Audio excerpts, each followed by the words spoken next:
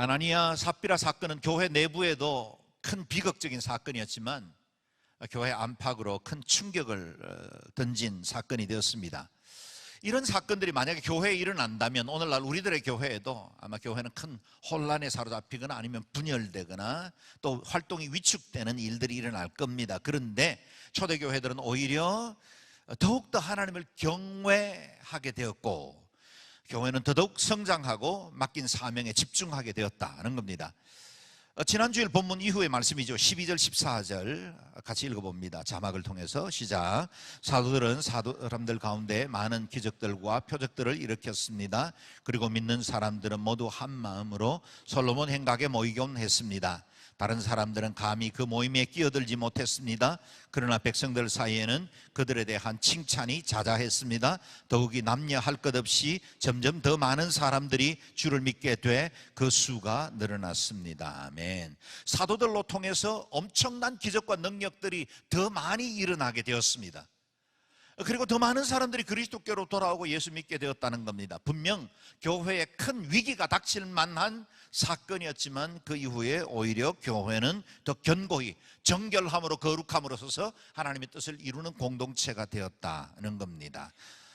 이와 같이 하나님의 권위가 드러나자 복음을 반대하던 사람들도 두려움을 갖고 교회 공동체를 대하게 되었고 감히 시비를 걸거나 끼어들지도 못하게 되었다 합니다. 그리고 성도들은 사람들의 칭송을 받을 만한 경건한 삶을 보였고 더 많은 사람들이 주께 돌아오게 되었습니다. 이렇게 교회가 하나님 경외하고 바른 예배를 드리고 살아계신 하나님의 임재를 드러내기만 하면 사람들은 모여들게 되어 있습니다.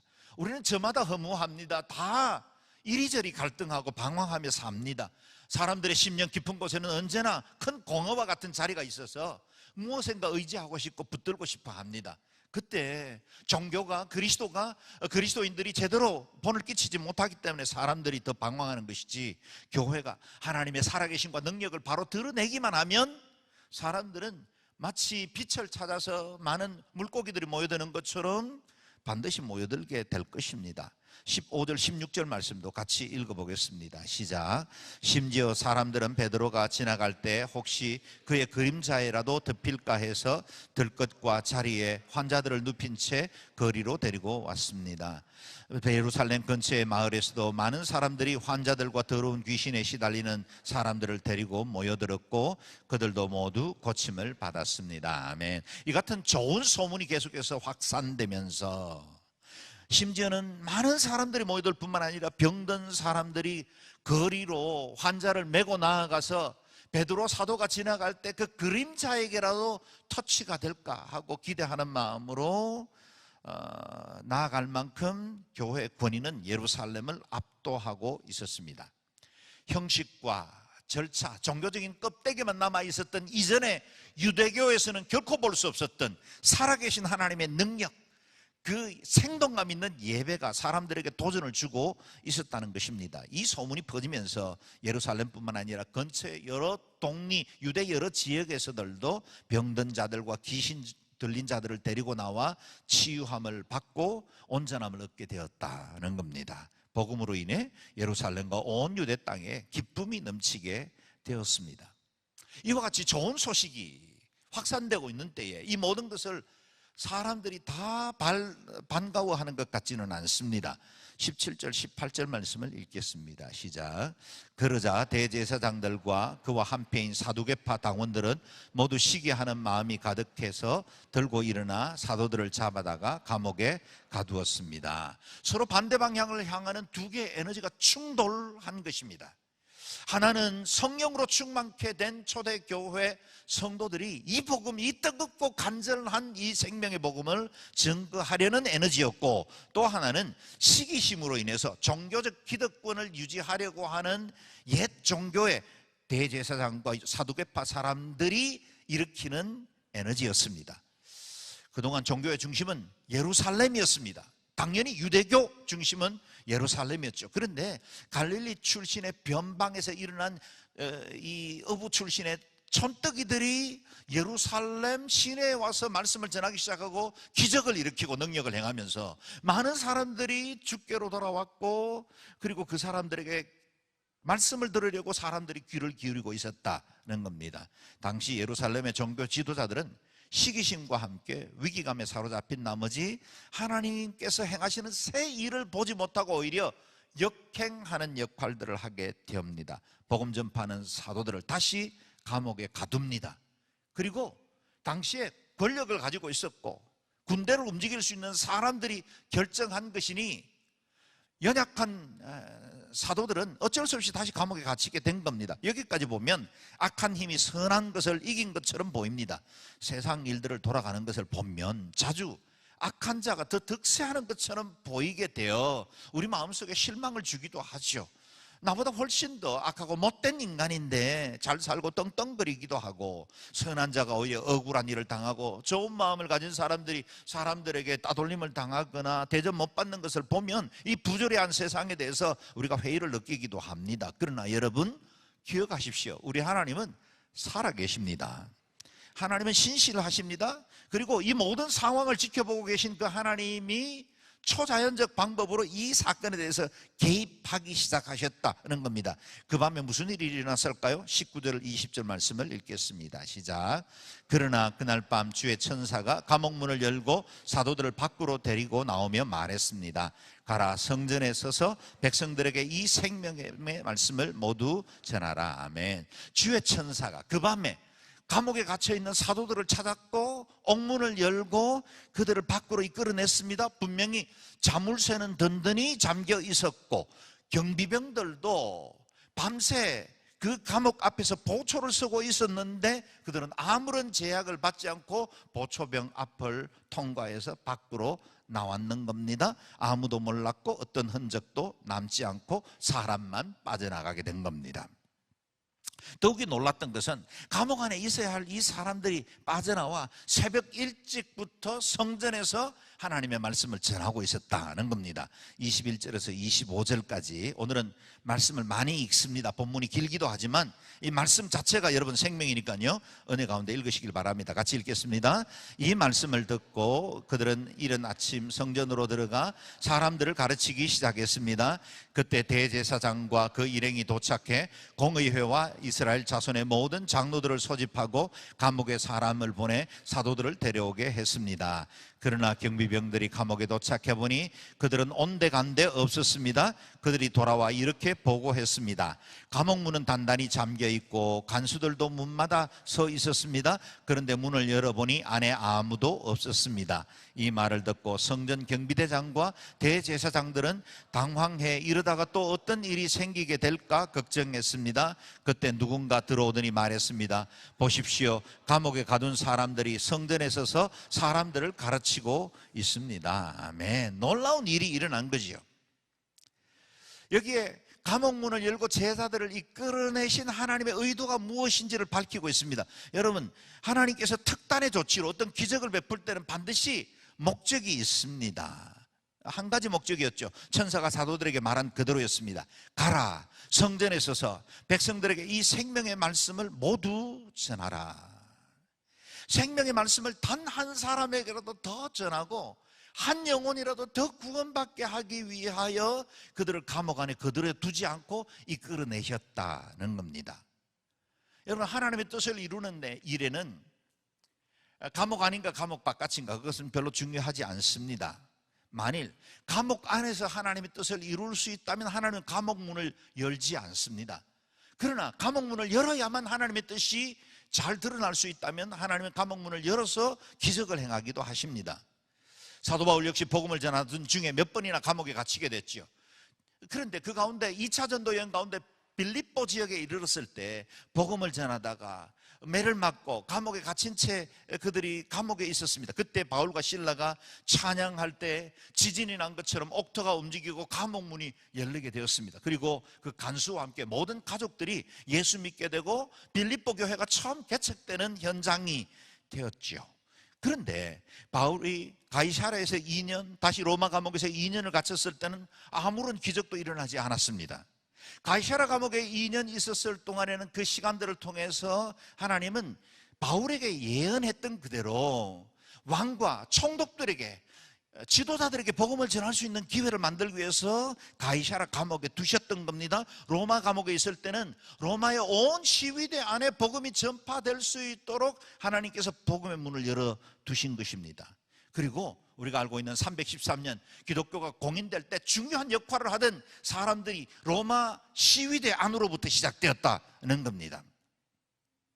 그래서 사도 바울은 이 모든 사실을 잘 알았고 골로새 교회 편지를 쓰면서 기도를 부탁하기를, 그는 지금 감옥 안에 있는데 자신을 석방시켜 주시도록 기도하기를 부탁하지 않고 전도할 문이 열리기를 기도해달라고 부탁한 것입니다.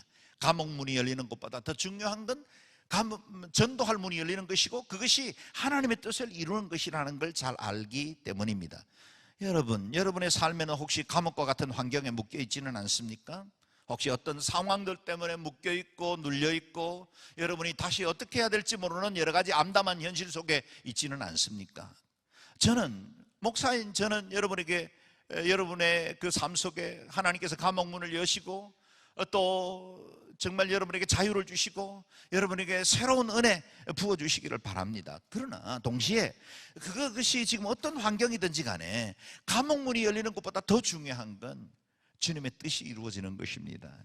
여러분 지금 당한 여러 가지 상황은 우연한 것은 하나도 없습니다. 하나님은 참새 한 마리의 생명도 들에 이름 모를 피었다가 지는 꽃들도 다 돌보시는 하나님이십니다. 하물며 너희일까 보냐. 우리 각 사람들은 하나님께서 소중히 여기시는 주님의 친백성이요 자녀들입니다.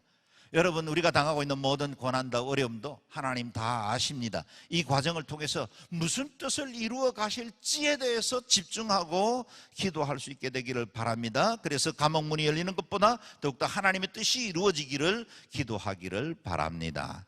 여러분, 사도들을 보십시오. 저들은 핍박자들이 가진 권력은 없었지만 저들을 움직이는 또 다른 에너지, 영적 힘에 압도되어서 살고 있습니다. 사도들에게 열정을 일으키고 가슴에 불을 던진 것은 바로 그들에게 주어진 사명이었습니다. 복음 전파에 대한 사명이었습니다. 감옥에서 나오자마자 이런 새벽에 곧바로 그들은 성전으로 달려가서 복음을 전하기 시작합니다. 그들 심장에서 뿜어나오는 이 생명의 물줄기를 그들 스스로도 제어할 수 없었던 겁니다. 막을 수 없는 열정이 그들을 다시 핍박의 현장으로 내몬 겁니다. 감옥에서 불편한 밤을 보냈으니 집에 돌아와서 좀 쉬기도 하고 몸을 추스릴 수도 있지 않았겠습니까? 지금은 핍박이 심한 때니까 잠시 쉬었다가 그 다음에 복음을 전하자 지혜롭게 판단할 수도 있었겠죠. 그런데 그들은 자신들의 가슴을 방망이질하고 쉬지 못하게 하는 복음에 대한 열정 때문에 다시 성전 앞으로 나아갔고 어제 붙들렸던 그 자리로 다시 돌아갑니다. 위협과 핍박이 있지만 그들은 복음을 가지고 다시 그 자리에 서게 되었다는 겁니다. 26절에서 28절 말씀을 읽어보겠습니다. 시작. 그러자 경비대장은 부하들과 함께 나가서 사도들을 잡아왔습니다. 그러나 강제로 끌고 오지 않았는데 그것은 사람들이 자기들에게 돌을 던질까 겁이 났기 때문입니다. 그들은 사도들을 데려다가 대제사장의 신문을 받도록 공의회 앞에 세웠습니다. 대제사장이 말했습니다. 우리가 예수의 이름으로 가르치지 말라고 단단히 주의를 주지 않았느냐. 그런데 너희는 온 예루살렘을 너희 가르침으로 가득 채우고 사람의 피에 대한 책임을 우리에게 뒤집어 씌우려고 하느냐. 아멘. 사도들은 사내들인 공의회 앞에 다시 서게 되었습니다. 당시에 행정, 입법, 사법 모든 기관을 총괄하던 가장 큰 권력 집단이 사내들인 공의회였습니다. 그들 앞에 섰다는 건 그야말로 그들의 모든 죄가 낱낱이 드러나서 어떤 처벌이든 받을 수 있다는 것을 의미합니다. 그런데 분위기가 묘합니다. 경비대장과 부하들도 사도들을 함부로 다루지 않습니다. 권력자들도 한풀이 꺾인 것 같습니다. 감옥에 가두어도 신기한 방법으로 다시 나와서 복음을 전하고 있는 그들 앞에 아무런 협박도 공갈도 통하지 않는다는 사실을 알게 된 겁니다. 힘을 가진 자가 오히려 힘 없는 자들 앞에서 쩔쩔매고 있습니다. 너희는 온 예루살렘을 너희 가르침으로 가득 채우고 이 사람의 피에 대한 책임을 우리에게 뒤집어 씌우려고 하는구나. 여전히 협박은 하고 있지만 저들은 어떻게 해야 될지 모른 채로 말하고 있는 겁니다. 누가 신문을 하는 자인지, 누가 신문 받고 있는 자인지 구분이 되지 않을 정도로 모호합니다. 이제 사도들이 오히려 공격수 역할을 합니다. 29절에서 31절 읽겠습니다. 시작. 베드로와 다른 사도들이 대답했습니다. 사람에게 순종하기보다 하나님께 순종하는 것이 마땅합니다. 당신들이 나무에 달아 죽인 그 예수를 우리 조상들의 하나님께서 살리셨습니다. 하나님께서는 이스라엘에게 회개와 죄 용서를 주시려고 예수를 그분 오른편에 높이셔서 왕과 구세주가 되게 하셨습니다. 아멘. 위협적인 사내들인 앞에 호출되었지만 그들은 당당했고 위축되지 않았습니다. 오히려 눈을 똑바로 뜨고 그 권력자들을 돌아보면서 말합니다. 예수님을 증거하죠. 우리가 당신들의 말을 듣는 것이 옳습니까? 아니면 하나님의 말씀을 듣는 것이 옳습니까? 마땅히 하나님 말씀에 순종해야 한다는 사실을 역설적으로 묻고 있는 겁니다. 여러분, 저와 여러분이 알고 믿고 있는 이 복음은 당시 사도들이 주장하던 그 복음과 동일한 것입니다. 예수 그리스도의 사람인 저와 여러분도 똑같은 복음을 가졌습니다. 그런데 그 시대의 사도들에게는 이 복음이 생명이 되었고 거역할 수 없는 물줄기가 되어 어떤 장애와 어려움 중에도 주의 복음을 전파하는 파워가 되었습니다. 그렇다면 저와 여러분이 가지고 있는 이 복음도 오늘 우리의 심장을 이렇게 뛰게 하고 우리에게 열정을 불러일으킬 만한 파워가 되고 있습니까? 우리가 가진 이 복음은 다른 복음이 아닙니다. 사도들이 전가하던 바로 그 복음, 그 생명 예수 그리스도, 그것을 소유한 것입니다. 그래서 여러분들도 어디에 가든지 이 복음 앞에서 당당할 수 있게 되기를 바랍니다. 우리는 그래도 좋을 만한 메시지를 가지고 있습니다. 사도 바울은 로마서 1장에서 선언합니다. 나는 복음을 부끄러워하지 않습니다. 이 복음은 모든 믿는 사람들에게 구원을 주시는 하나님의 능력이 되기 때문입니다. 아멘. 저와 여러분이 가진 이 복음은 얼마나 가치 있고 복된 것입니까? 모든 사람들에게, 믿는 사람들에게는 구원을 주시는 하나님의 능력이 됩니다. 저주와 사망 가운데 해방시키고 자유케 해주는 유일한 복음, 그 생명의 복음을 저와 여러분이 가지고 있습니다. 이것은 다른 어떤 것으로도 대체할 수 없는 유일한 생명의 길입니다. 높은 자나 낮은 자나 모든 사람들이 다 목말라하고 소망하는 영생을 소유한, 구원을 소유한 복음입니다. 이 복음 자랑할 수밖에 없습니다. 담대하게 전파해야 할 최고의 복을 저와 여러분이 가지고 계신 줄로 믿습니다. 그러므로 베드로가 권력자 앞에서 선언한 것처럼 우리도 세상 앞에 담대하게 말할 수 있어야 합니다. 32절과 같이요. 우리의 고백처럼 같이 읽겠습니다. 시작. 우리는 이 모든 일들의 증인이고 하나님께서 그분께 순종하는 사람들에게 주신 성령 또한 그 일의 증인입니다. 아멘. 증인이라 그랬습니다. 누가 증인이 될 수 있을까요? 증거를 가진 사람입니다. 목격자이죠. 체험한 사람들, 그들이 증인이 될 수 있습니다. 예수 그리스도의 사도들은 그리스도의 십자가와 부활을 직접 체험했고 목격한 사람들이었습니다. 뿐만 아니라 오순절에 임했던 그 강력한 성령의 역사, 그 열광의 도가니 안에 함께 있었던 사람들이었습니다. 그 때문에 그들은 자신 스스로를 정의하기를 나는 그리스도 예수의 증인입니다 라고 말한 겁니다. 바로 그것입니다. 내가 경험하고 목격하면 달라집니다. 누구도 막을 수 없습니다. 누가 뭐라 그래도 내가 본 사실, 내가 알고 있는 이 사실에 대해서 담대하게 말할 수 있는 겁니다. 저와 여러분도 이 십자가 사건의 증인이 될 수 있게 되기를 바랍니다. 다른 사람들이 말하는 복음, 성경에 기록된 하나님으로 그치지 않고 내가 체험한 하나님, 내가 만난 하나님, 내 인생을 변화시켜 주신 하나님, 그 능력의 주님으로 우리 하나님을 만날 수 있게 되기를 주의 이름으로 축원합니다. 당대 최고 권력자들 앞에서 조금도 굽히지 않고 복음을 전하는 베드로를 보면서 종교 지도자들은 더 이상 참을 수가 없어서 사도들을 죽이려고 합니다. 예수도 십자가에 못 박은 자들인데 그의 제자쯤은 문제가 되지 않았을 겁니다. 죽이려고 판결할 수 있던 때였습니다. 바로 그때 한 지혜로운 사람의 중재가 있었습니다. 누굽니까? 가말리엘이라는 사람입니다. 34절 35절을 읽겠습니다. 시작. 그런데 가말리엘이라는 한 바리새파 사람이 공회 가운데 일어났습니다. 그는 율법학자로서 모든 사람의 존경을 한 몸에 받고 있는 사람이었습니다. 그는 사도들을 잠시 공의회 밖으로 내보내라고 명령하고는 이렇게 말했습니다. 여기 가말리엘을 소개하는 몇 개의 단어를 주목해 보십시오. 그는 첫 번째 바리새인이었습니다. 경건한 삶에 특별한 열심을 가지고 있었던 종파에 속했다, 그런 의미죠. 또한 그는 율법학자, 곧 율법에 능한 랍비였습니다. 뿐만 아니라 그는 모든 백성에게 존경받는 자라 그렇게 말합니다. 그를 따르는 몇몇 사람들의 존경을 받고 있었던 것이 아니라 온 백성들에게 찬사를 받는 영적 지도자였다, 그런 의미입니다.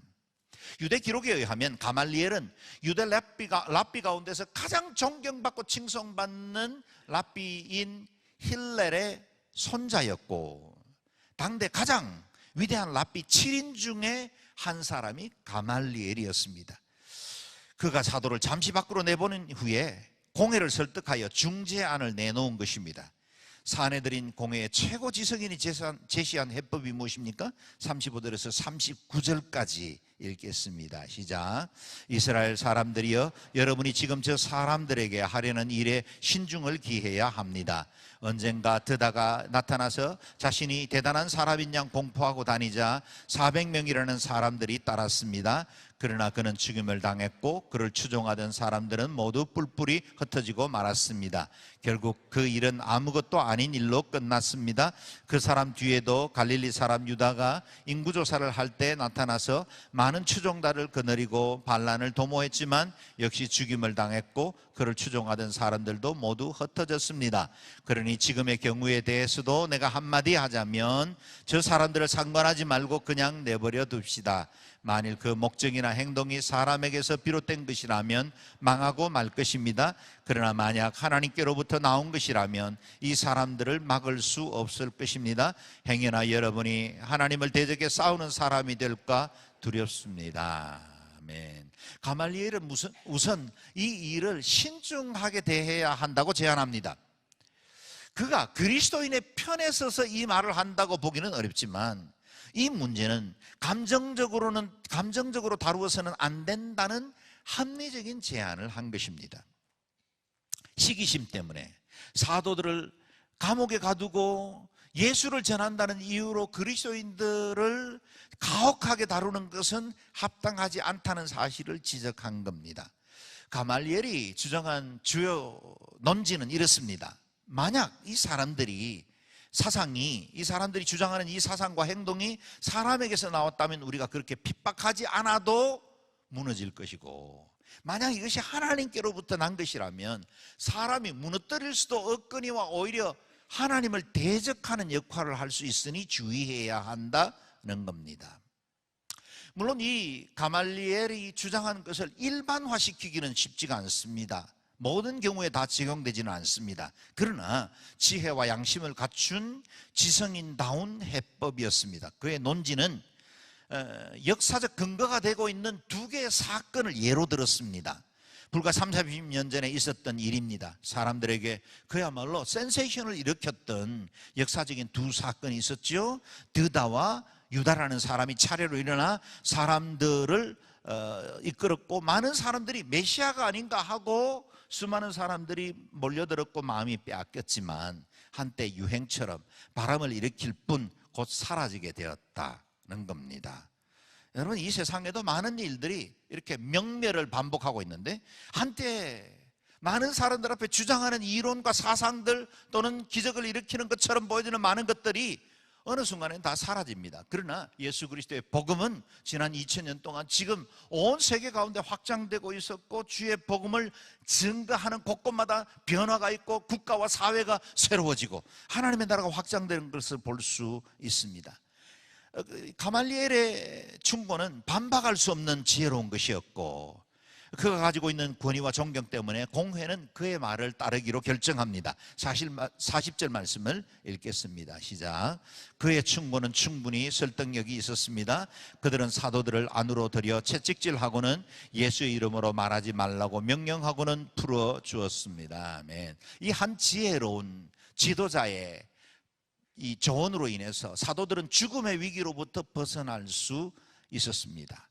가말리엘은 그리스도 예수의 제자가 된 것은 아니지만 신생교회를 보호하고 복음 전파에 대한 사내들인의 관점을 바꾸는 중요한 역할을 하게 됩니다. 뿐만 아니라 신약 성경 13권을 기록하고 기독교 역사의 가장 위대한 사도요 복음 전도자로 우리가 부르고 있는 사도 바울의 신학적 기초를 놓는 서성이 되었습니다. 제 개인적인 생각이지만 율법에 열심을 가졌던 청년 사울이 다메섹 도상에서 부활하신 주님을 만난 이후에 곧바로 사흘 만에 그가 복음 전도자로 바뀔 수 있었던 이유 중에 하나는 아마도 가말리엘의 이 사상적인 그의 인격과 성품 안에서 풍겨나는 영향력을 받지 않았을까 생각을 합니다.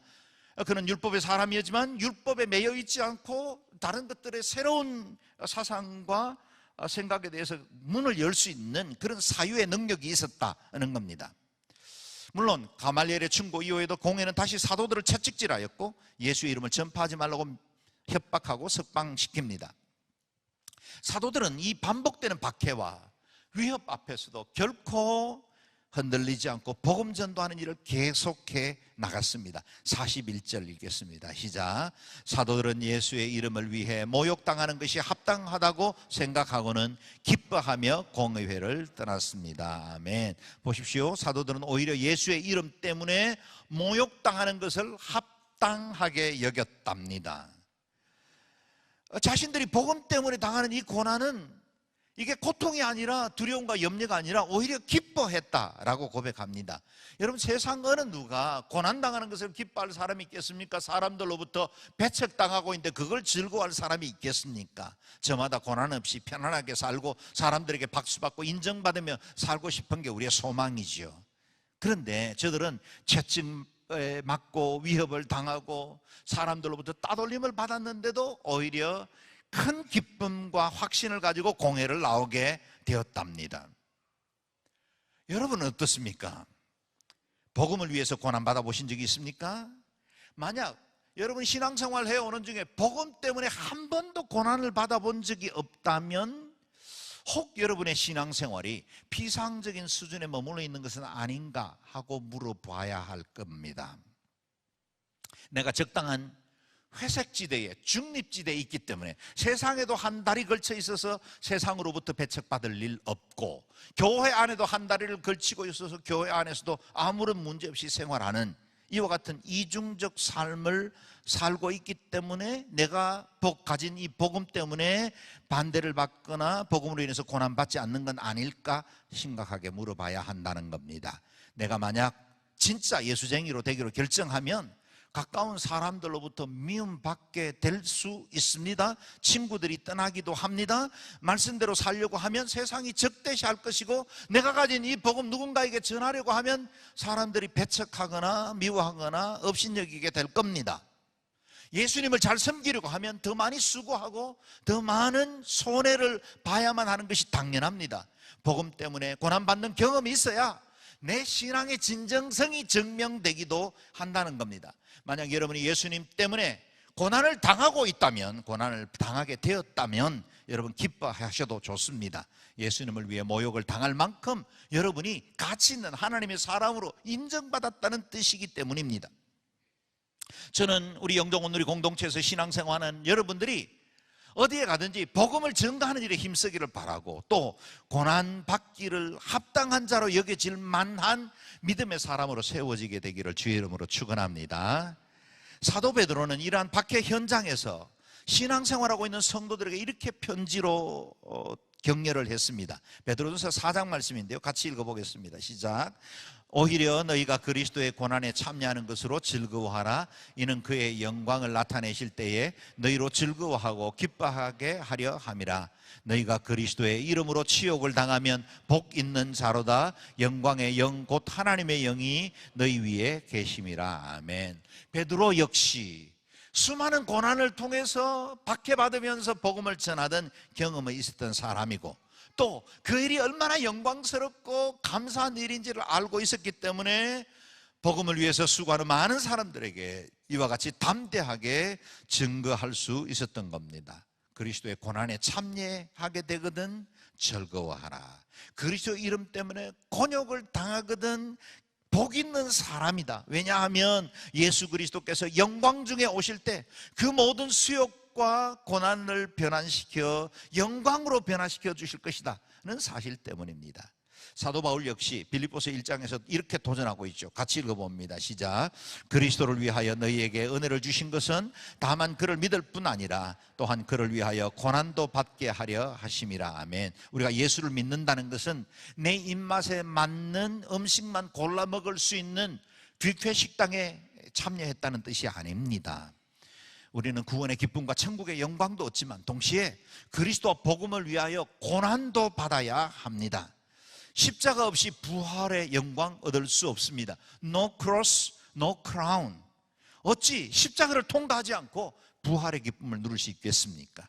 그리스도와 동행하는 길은 좁고 협착한 길입니다. 자기에게 주어진 십자가를 지고 그리스도를 따라야 하는 길입니다. 그러므로 내 믿음의 진정성은 복음을 위하여 고난받고 주의 복음을 증거하는 유무로 인해서 나의 신앙의 확실성이 증명되기도 합니다. 마지막 42절을 같이 읽겠습니다. 시작. 그들은 날마다 성전에서 또 집집마다 다니면서 예수께서 그리스도라고 가르치고 선포하기를 쉬지 않았습니다. 아멘. 초대교회 성도들의 라이프 스타일을 보십시오. 제자들의 삶 자체가 복음 전파였습니다. 그들의 일상생활은 복음 전하는 삶이었습니다. 시간적으로는 날마다, 공간적으로는 성전에서 또 집집마다, 다시 말해서 언제든지 모든 곳에서 복음 전하는 삶을 살았다는 겁니다. 그들이 전한 복음의 메시지는 무엇입니까? 예수는 그리스도라. 아멘. 예수는 그리스도라는 사실을 그들은 증거하고 있었다는 겁니다. 이 심플하고 이 강력한 메시지를 저와 여러분들도 가질 수 있게 되기를 바랍니다. 예수님이 여러분의 구세주이십니까? 유일한 생명이십니까? 영원한 천국을 주신 분이십니까? 만약 이것에 아멘이라고 말한다면 여러분들은 사도행전의 사람들처럼 가르치고 전도하는 일에 함께 헌신해야 합니다. 예수는 그리스도라는 사실을 이웃과 가족들, 친구들에게 담대하게 증가하는 삶으로 우리 안에 시작된 이 생명의 강수가 거대한 물줄기를 이루어 그 누구도 막을 수 없는 생명의 복음, 하나님의 나라 확장하는 일에 쓰임받는 저와 여러분 그리고 교회가 되기를 주의 이름으로 축원합니다.